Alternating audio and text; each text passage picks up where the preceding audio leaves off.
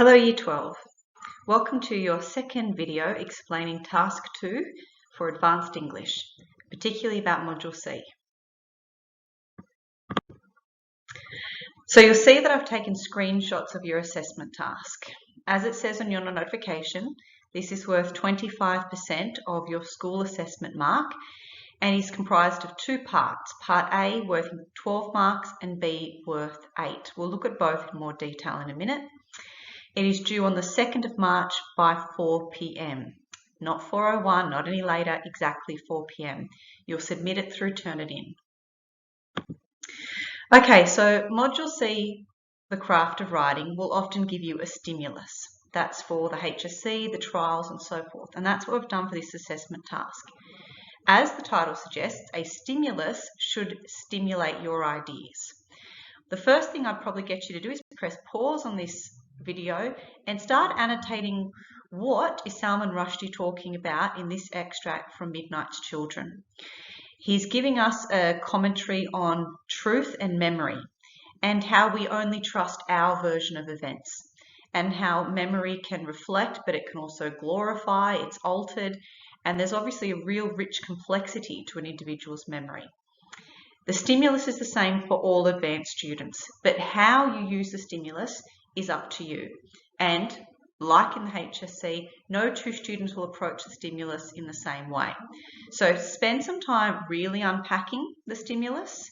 You might do this in class with your teacher. You might compare your ideas with your friends, have conversations with your parents at home, maybe even do a little bit of research into the idea of memory and truth to get some ideas and directions that will hopefully stimulate your writing. Okay, so it is comprised of two parts, the first and the second, 12 and 8 marks. The first part, Part A, is asking you to use the stimulus for a piece of imaginative, discursive, or persuasive writing, which must address the complexities of memory. So using the stimulus and dealing with the complexities of memory. In Part A, you address at least one literary style or feature or device that you've studied in class looking at a prescribed text from Module C. Now, you should pick the feature or device that best suits your author or purpose. So start by thinking, what do you want to say about memory? Write to your strengths. Think about, are you better in the imaginative form, so perhaps in the narrative? Or discursive, meandering through ideas without actually coming to one conclusion, but raising or posing questions of your reader. Or perhaps you'd like to try your hand at being persuasive. The good thing about this assessment task is we have given you choice. It's quite open. We want you to really hone in on your strengths and produce a piece of writing that you can be proud of. You also need to address those ideas of complexity of memory. So try to be really thoughtful and sophisticated. Do a lot of research, read widely. Think about what is it that makes memory complex. And we want it to be cohesive. We want your idea of memory, what form you've selected, to work in cooperation with the device or the feature that you've pulled from a Module C text. All of these elements need to work well together to serve your authorial purpose. 800 words with a 10% rule, which means you can go 10% over or under, a little bit of flexibility there as well, but not beyond the 10%. Part B is a reflection. Now in the Module C rubric, Nessa suggests that you could be asked to write a reflection, and some past HSC exams have asked students that. However, I'd like you to take particular note of the verb. We're asking you to justify your language choices. So think about what devices you've employed as an author and how they've been used to shape meaning. Now, for you to do that well, you need to have a pretty confident idea about what is your meaning and your purpose.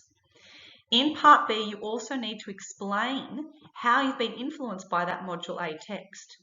Remember, Part A needs to have some inspiration. We want to see something that you've drawn from your Module C text. And then you link your reflection to what you've written in Part A.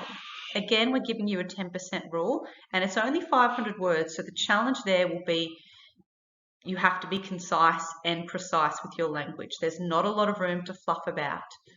A lot of the stuff we did in Year 11 should help you with this purpose.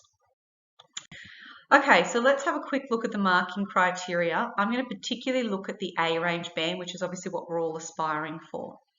There are 3 skills that we're looking at, or 3 dot points you'll see here. And I've even tried to make it easier and put in brackets at the end, sort of a summary of what they are. So the first dot point is about how well you can compose a sustained and engaging piece of writing. It must skillfully draw on the stimulus to answer the question. So when we say sustained and engaging, you're writing for an audience. We want to be engaged. You're writing with a purpose and for an audience. And when we mean sustained, is that the idea that you want to communicate is sustained throughout the whole piece, that it is effective and efficient and communicating your purpose. It's got to link to the stimulus and address the question. The second, look at the adjectives: sustained, engaging, skillful. They're the descriptors that we use for the A range. The second outcome is how well you can skillfully compose a piece of, whether it's imaginative, discursive, or persuasive, using the correct forms and features for that type of writing. So obviously that will differ for the 3.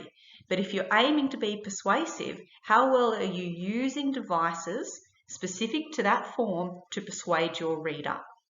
So really, are you aware of the correct conventions of that form? And again, look at the descriptor. Is it skillful? Has it been skillfully executed? And as always in the study of English, the third outcome really comes back to the mechanics of language.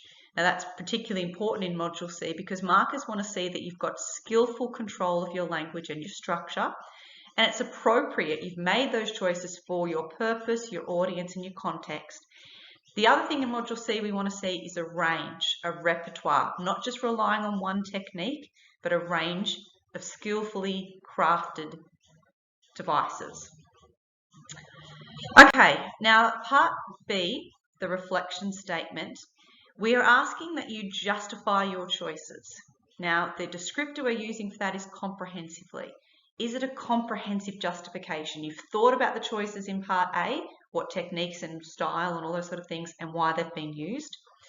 We want to see that link to the Module C text. So have you reflected skillfully on the conventions of your selected form and making those skillful links to Module C? And like I said, in English, always it comes back to the control and mastery of your language and expression. So have you got skillful control of language? Okay, a few housekeeping things. Your individual classroom teachers will confirm with you the submission of any draft. That's a way for you to submit your line of thinking and get feedback. Formatting, you can go through that, but just has to be Word or Google Doc because you are uploading it to Turnitin, so it needs to be compatible. Keep the font large and use your NESA number. Please also ensure that you put your word count on your document. We will be submitting it through Turnitin. You've used Turnitin in Year 11 and Year 12, the same account. You need to upload the written assessment task by 4 p.m. Allow for time for technical difficulties or things like that. You can submit and upload and check your plagiarism rate, but please be really mindful of the time and the deadline. If you have any issues, please see me well before the due date. Okay, so a few tips in summary. NESA wants you to think of yourself as a writer, and so do I and your English teachers. For Module C, it's about being an author. Think about your readers, think about your purpose, think of yourself as an author. Take this seriously. Plan, read, mind map, research. Explore options so that you can find an individual, a brave, purposeful direction for your piece of writing. Be brave. Experiment. Markers want to see something different, a little bit of flair, rather than the same things that we see all over again. Find an audience, and I mean a real audience. Test your piece of writing on your peers or your mum, your dad, your family. Ask them what lines or what sections interest them the most and what sections perhaps does their attention sort of wane or lapse. That's the bit you could work on and craft a fix. And manage your time wisely. There's actually quite a bit involved in this assessment, and we'd like you to get marks on the board to contribute to that final HSC grade. Good luck, everyone.